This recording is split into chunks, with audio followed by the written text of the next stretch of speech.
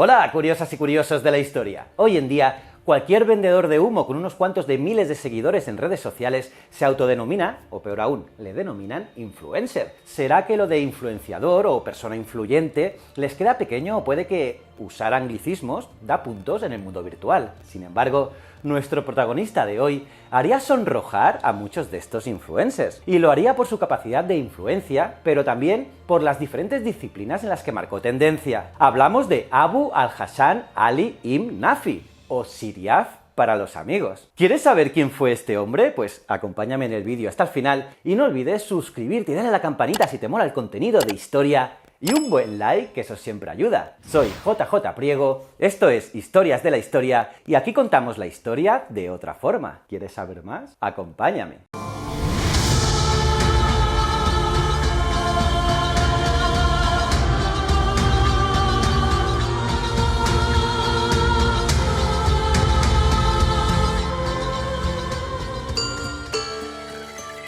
Nacido en Bagdad en el año 789, justo en la capital del califato abasí, se le conoció con el sobrenombre de Siriaf, que significa mirlo, debido a su voz melodiosa y su tez oscura, rasgos que la gente comparó con este pájaro cantor de plumaje negro. Su mentor y maestro, Ishaq al-Marsili, fue quien lo presentó en la corte y el califa quedó impresionado por cómo cantaba. Y pronto el discípulo superó al maestro, y a este le pudieron los celos.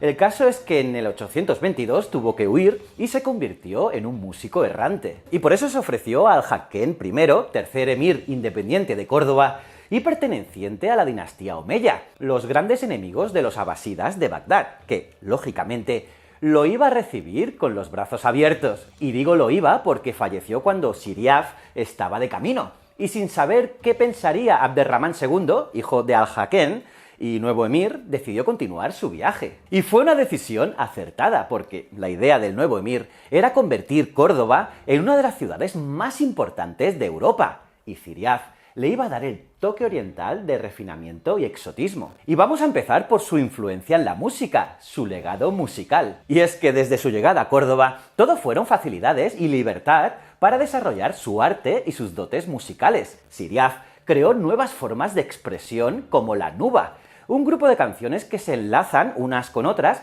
de diferente extensión y cada una de ellas con su propio ritmo. Y también le añadió al laúd oriental la quinta cuerda, que por cierto, es el origen de la guitarra española. Y también cambió las púas de madera con las que se punteaba o rasgaba por una de pluma de águila, que era mucho más flexible. Y además de las interpretaciones de sus creaciones musicales, Siriaf destacaba por el canto. Y para transmitir y compartir su arte, fundó el primer conservatorio de música de Europa. Los alumnos debían pasar unas pruebas y una vez admitidos, eran sometidos a un duro aprendizaje. Cantar a capela, recitar en verso, llevar el compás de un instrumento, expresión corporal, afinación, hasta conseguir la perfección.